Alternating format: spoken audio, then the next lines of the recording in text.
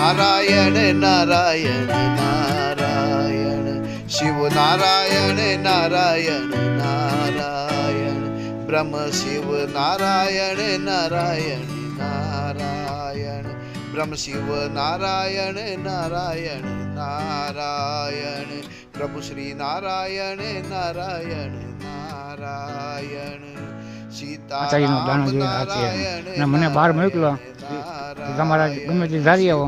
મેં ખીચામાં હતા મારી વસ્તુ રાખી હાથમાં, તો એને કીધું એમાં 15 દાણા છે. તો ગણ્યા તો કે આ છે. ટિકિટ છે ભેગી તો કે આ રહી. તમે બુઝુર્ગ છો અને દુનિયા જોયેલી છે. હા જી. આવા આ પ્રકારના શાસ્ત્રીઓ જ્યોતિષાચાર્યો ઘણા બધા હોય છે. તો ઘણા બધાને તમે મળ્યા છો ને આજે આ પ્રભુ શાસ્ત્રીજીને આપ મળ્યા, શું લાગે છે આપને? ના બરોબર સાચું એમ. લોકોના પ્રશ્નોના નિવારણ થશે શું લાગે છે? થશે. અચ્છા, ધન્યવાદ. દ્વારકા ટુડેનું જે આ લાઈવ સેશન છે એમાં જોડાયેલા રહેજો. જય દ્વારકાધીશ शास्त्री शास्त्री जी, आप देवभूमि द्वारका में अभी पधारे हैं, तो द्वारका टुडे लाइव में आपका स्वागत है. मैं आपसे कोई प्रश्न पूछूंगा. हमें आशा है आप उसके सही सही उत्तर देंगे हमारे द्वारका टुडे के दर्शकों को. तो खास करके आपका शॉर्ट में परिचय दीजिए. जय सीताराम जी की. मैं शास्त्री जी प्रभु ज्योतिषाचार्य, मेरा मेन निवास स्थान अहमदाबाद है. मैं 26 सालों से स्थायी रूप से अहमदाबाद में रहता हूँ. वैसे मूल बीकानेर राजस्थान का निवासी हूँ. मेरे पिताजी पंडित सीताराम जी जोशी, जो मेरे गुरु थे, उन्होंने मेरे को बचपन में ही कुछ ऐसी साधनाएं कराई.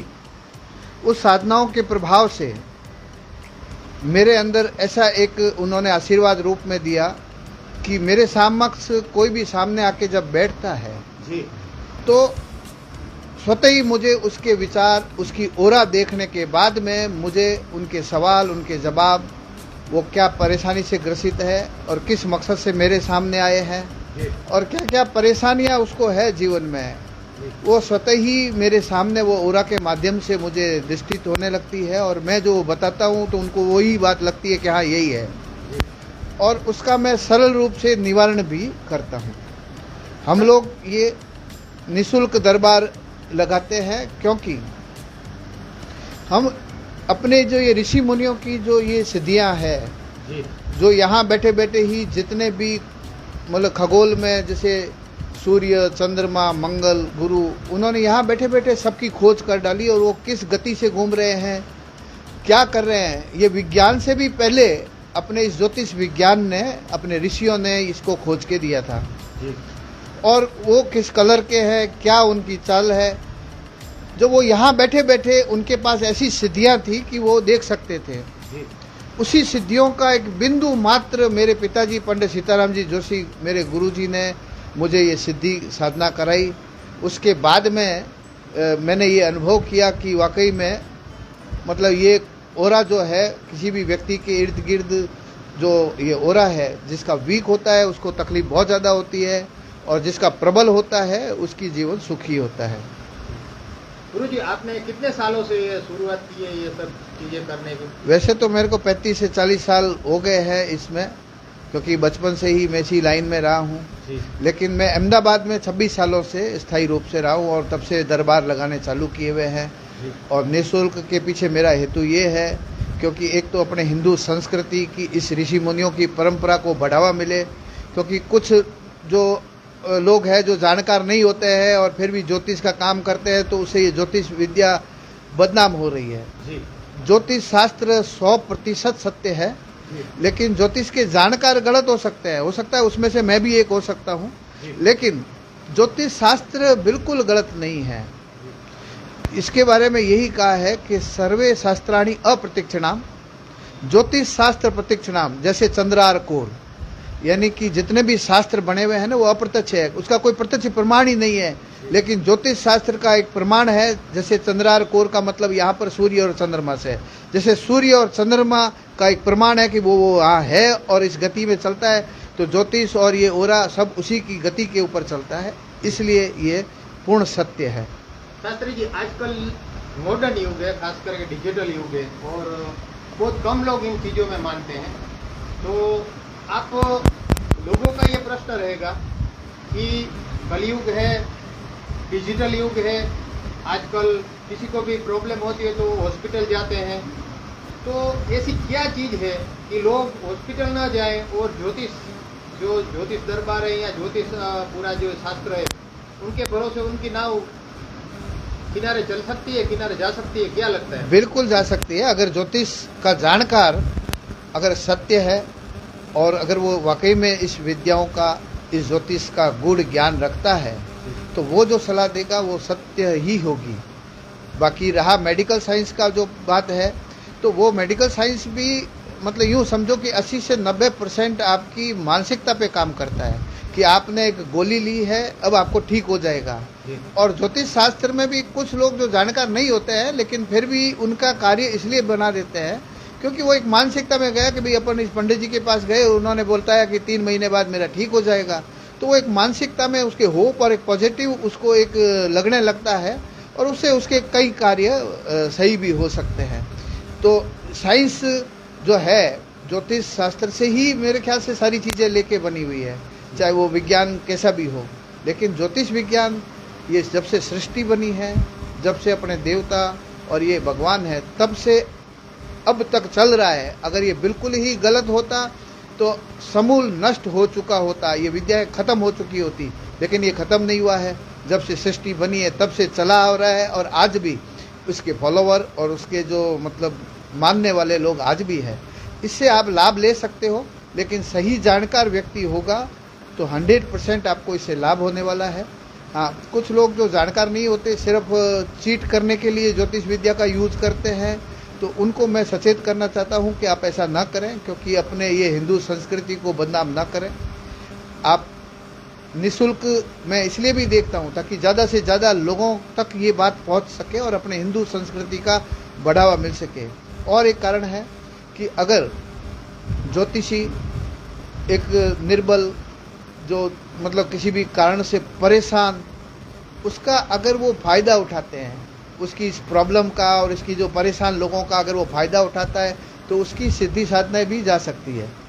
तो इसलिए किसी भी परेशान व्यक्ति को परेशान और ना करें, उसकी खुशियां देवें और लालच ना करें, तो नेचुरल रूप से आपको मान सम्मान भी मिलने वाला है।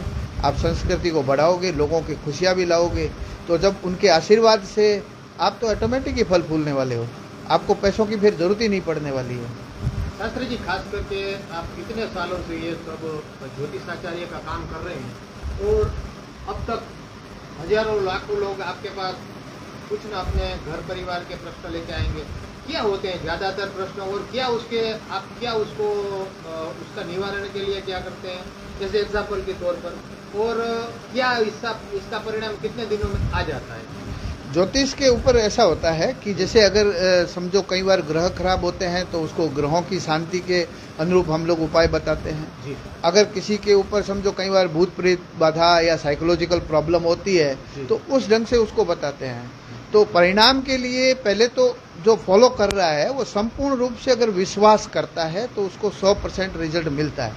अगर उसमें जब लोग फॉलो भी कर रहा है और साथ में अविश्वास भी उसका चालू है, भगवान पे भी उसको विश्वास नहीं है और विश्वास भी है, तो जो अधर में लटके हुए लोग हैं उनका रिजल्ट आने में कई बार बहुत देरी हो सकती है, क्योंकि सारी चीज़ ये आस्था और विश्वास पे जुड़ी हुई है। चाहे वो मेडिकल साइंस ले लो, चाहे ये साइंस ले लो।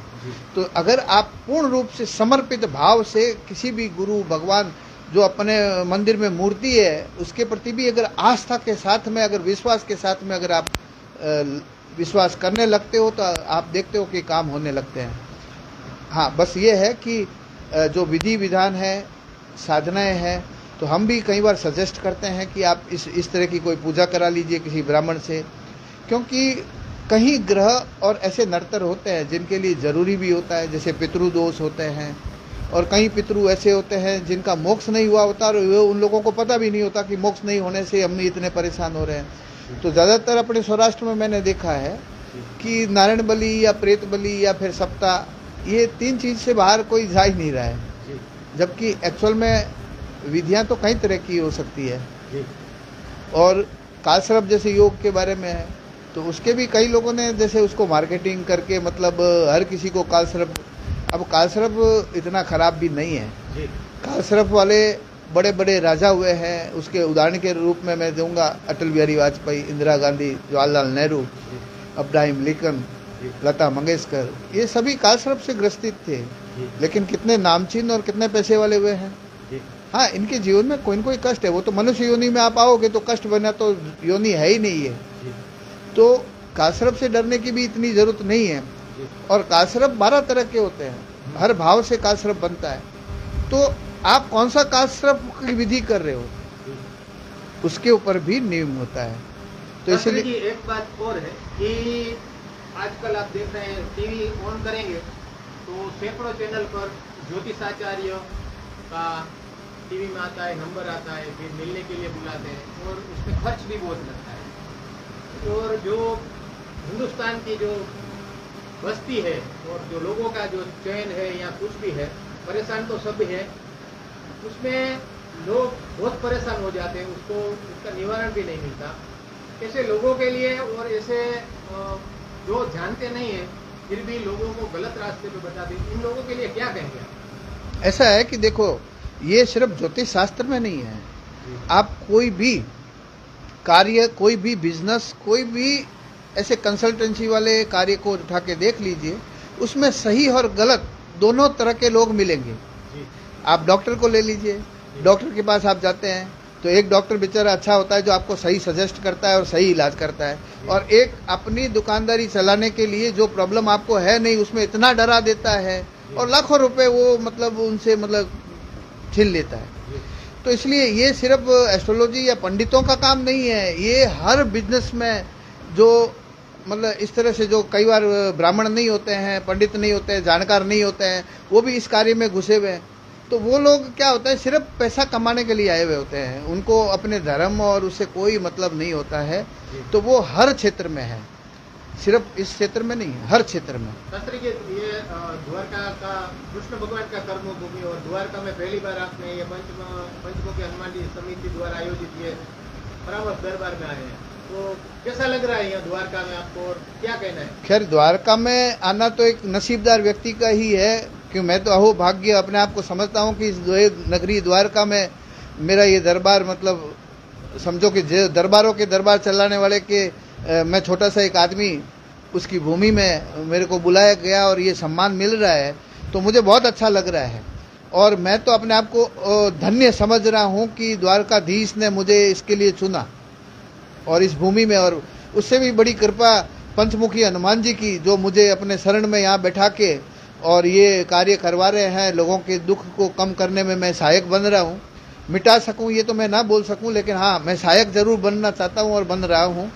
और अभी कुछ लोग मतलब शायद गए हैं और शायद उनको अच्छा लगा ही है और लगता ही है अभी तक। तो शास्त्री जी, आज जो आपके पास पूरे दिन में जो लोग अपना जो उसको प्रॉब्लम है उसके लिए आपके पास आए हैं और आएंगे और फिर वो घर पे जाएंगे, दूसरे रिलेटिव्स को और अड़ोस पड़ोस को बोलेंगे, अगर उसको अच्छा हो गया तो दूसरे लोग भी आपको मिलना चाहेंगे, तो कैसे मिल सकते हैं वो? देखो, दरबार जब होता है तो मैं निःशुल्क ही रखता हूँ।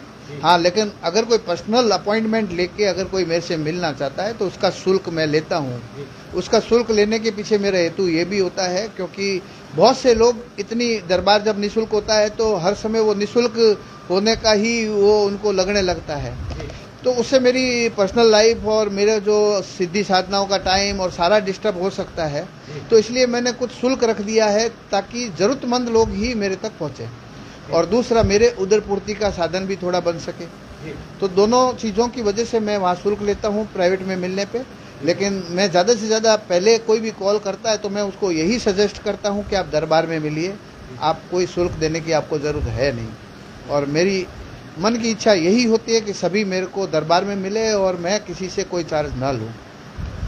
आखिरी सवाल शास्त्री जी, आपका आज का जो ये दरबार है वो शाम को पूरा हो जाएगा, फिर यह जो द्वारका तालुका ओखा मंडल है, अगर कोई एनजीओ है, कोई समिति है, आपका दरबार लगाना चाहे, अगर लोगों को फायदा हो रहा है और लोग चाहें कि हमें शास्त्री जी से मिलना है और निःशुल्क दरबार जो परामर्श दरबार बोल रहे हैं, वो लगाना चाहे तो इसके बारे में क्या बोल सकते हैं? बिल्कुल, मैं तो हमेशा मेरे हर जगह पर मैंने यही बोला है, जितने भी दरबार लगा है, कि कोई भी किसी भी समाज का व्यक्ति इंसानियत के नाते भी आप हमारे नंबरों पे कॉल करके उसके आयोजन किस तरह करा जाता है समझ सकते हो। हम कोई भी आपसे चार्ज नहीं करेंगे, हम सिर्फ वहाँ आने जाने का और हमारे रहने की व्यवस्था का जरूर हम कहते हैं, बाकी सारा आयोजन आपको करना है और हम कोई भी इस बात का कोई शुल्क ना लेंगे। और जितने चाहे लोग जिस भी समाज में कहीं भी हमसे संपर्क करें, हम वहां आके दरबार जरूर लगाएंगे, निःशुल्क परामर्श देंगे और ज़्यादा से ज़्यादा अपने इस हिंदू संस्कृति का प्रचार करने के लिए भी हम कर रहे हैं, क्योंकि अपने हिंदू संस्कृति के प्रति लोगों की जो एक रुझान है कि भाई संस्कृति में अब कुछ बचा नहीं है, अपने भगवान के प्रति आस्था उठ रही है, तो उसी अगर भगवान की शक्ति नहीं होती तो आज ये मेरे अंदर ये कैसे आता। आज उनकी शक्तियों से ही तो मैं, कोई भी मेरे सामने आके मैं चैलेंज तो नहीं कर सकता, लेकिन जितना ज़्यादा है अभी तक लाखों लोग जो है, जो भी मेरे से मिला है, सभी ने अभी तक मुझे सही कहा है कि आपकी बात सही है। तो मैं घमंड तो नहीं कर सकता, लेकिन इतना जरूर है कि उसकी शक्तियों से ही तो ये सब चीज़ें हो रही है। बहुत बहुत धन्यवाद गुरुजी और जय सीताराम, जय सीताराम। लोगों पर आपका आशीर्वाद रहे, द्वारकाधीश का आशीर्वाद है, ऐसी द्वारका टुडे की इच्छा। और हम अभी जो लोग शास्त्री जी से मिल चुके हैं उनके साथ भी हम बात करेंगे। और ये जो शास्त्री जी ने पूरी बात बताई द्वारका टुडे के दर्शकों को, उसके फलस्वरूप लोगों को क्या लगा है, जो लोग मिल चुके हैं शास्त्री जी से, वैसे लोगों को हम पूछेंगे कि उसका क्या अनुभव रहा। दादा ने सीताराम। દાદા તમે મળી આવ્યા શાસ્ત્રીજીને? હાજી, શું નામ છે આપનું? મનસુખભાઈ યાદવદાસ અગ્રાવત. અચ્છા, જરા જોરથી બોલજો. શું તમને પૂછ્યું, શું તમારો પ્રશ્ન હતો? મેં પૂછ્યું હતું કે મને આ તકલીફ છે, જી તો એને કીધું કે કાંઈ તમને તકલીફ નથી, માતાજીની તમારી મહેરબાની છે જી ને તમે જે કામ કરો એ બરોબર છે કે એમ, જી માતાજીનો દાણા જોઈને આ છે એમ. અને મને બહાર મોકલો જી કે તમારા ગમે તે ધારી આવો. મેં ખીચામાં હતા મારી વસ્તુ એ રાખી હાથમાં, જી તો એને કીધું એમાં 15 દાણા છે, તો ગણ્યા તો કે આ છે, ટિકિટ છે ભેગી, તો કે આ રે. જી તમે બુઝુર્ગ છો અને દુનિયા જોયેલી છે. હા હાજી, આવા આ પ્રકારના શાસ્ત્રીઓ જ્યોતિષાચાર્યો ઘણા હા. બધા હોય છે, હા હાજી. તો ઘણા બધાને તમે મળ્યા છો અને આજે આ પ્રભુ શાસ્ત્રીજીને આપ મળ્યા, શું હા. લાગે છે આપને? ના બરોબર સાચું એમ લોકોના પ્રશ્નોના નિવારણ થશે, શું લાગે છે? થશે. અચ્છા, ધન્યવાદ.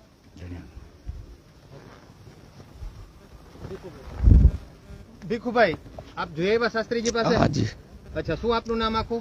મારું નામ છે ભીખુગીરી રામગીરી ગોસ્વામી. જી, શું અનુભવ રહ્યો આપનો? અનુભવો, જો પેલી વાત તો મારી એ છે, હું અંધશ્રદ્ધાને માનતો નથી, પણ અહીંયા મને ખરેખર ચોક્કસ શ્રદ્ધા બેઠી. જી અને બાપુએ મને જે એક જ મેં સવાલ કર્યો તો એને ઉલટા બધા મને જવાબ આપીને ચોક્કસ પ્રમાણમાં આપ્યા. જી. અને ત્રિકાળદર્શી છે એનું ખરેખર ખાતરી આપું છું. અચ્છા, તો અત્યારે આપ શું આપ પણ ઘણી બધી ઉંમર છે, ઘણા બધા લોકોને મળ્યા હશો, આ હાજી. પ્રકારના શાસ્ત્રીઓને, ભુવાઓને, તાંત્રિકોને.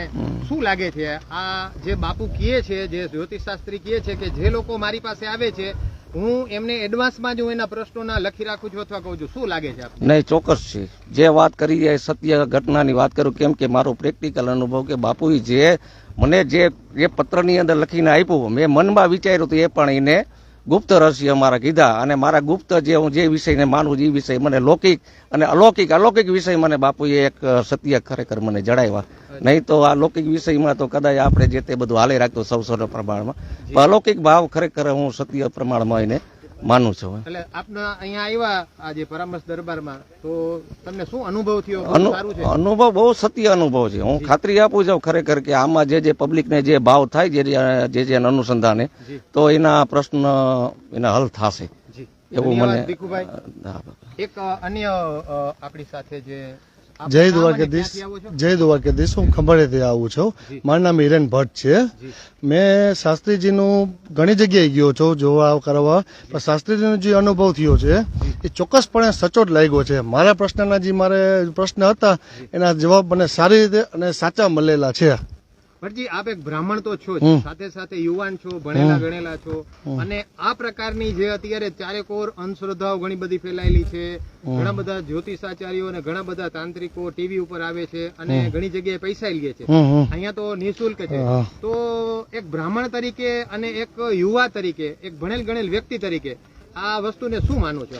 ના, આ વસ્તુ શાસ્ત્ર પ્રમાણે જોઈ તો આ બધું છે, પણ એ બધાના પાસે આ વસ્તુ ના હોઈ શકે. એના માટે મહેનત કરવી પડે, શ્રમ કરવો પડે. એટલે જે આ શાસ્ત્રીજી પાસે જે અટાણે જે બધું છે એ ખરેખર અમુક તાકાત શક્તિ છે સાચી એવી પોઝિટિવ, એની હિસાબે એ વસ્તુ જે કહે છે એ બધું સાચું છે.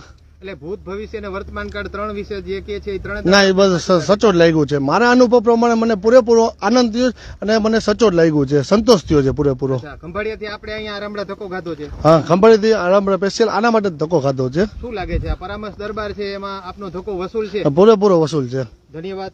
જય દ્વારકાધીશ. જય દ્વારકાધીશ. તો અત્યારે આપે જોયું કે જે પણ દર્શકો ખાસ કરીને અત્યારે લાઈવ છે હજારોની સંખ્યામાં આપણી સાથે, અને અહીં જ્યોતિષાચાર્ય પ્રભુ શાસ્ત્રીની આપણે મુલાકાત લીધી. સાથે સાથે જે લોકો પ્રભુ શાસ્ત્રીને મળી ચૂક્યા છે અને એમના જે રિવ્યૂ લીધા, તેમણે જણાવેલ કે એમના જે કંઈ અંગત પ્રશ્નો હતા, ઘરના પ્રશ્નો હતા, આ તમામ પ્રશ્નોના નિવારણ અને સાચી જે હકીકત હતી તે હકીકત શાસ્ત્રીજીએ તેમને જણાવેલ છે. દ્વારકા ટુડે આ કોઈ વસ્તુનો દાવો નથી કરતું, પરંતુ માત્ર લોકોની જાણકારી માટે આજે અમે આપની સમક્ષ આ કાર્યક્રમ લાઈવ લઈને આવ્યા હતા. અને ફરીથી કહું કે આજે શ્રાવણ મહિનાનો પહેલો શનિવાર છે અને હનુમાનજી મહારાજના મંદિરે આયોજન છે, ત્યારે સૌ હનુમાનજી મહારાજના દર્શન કરો અને દ્વારકા ટુડેને લાઈક, કોમેન્ટ અને શેર કરો. દ્વારકા ટુડેથી હું બુધાબા પાટી, આરંભડા.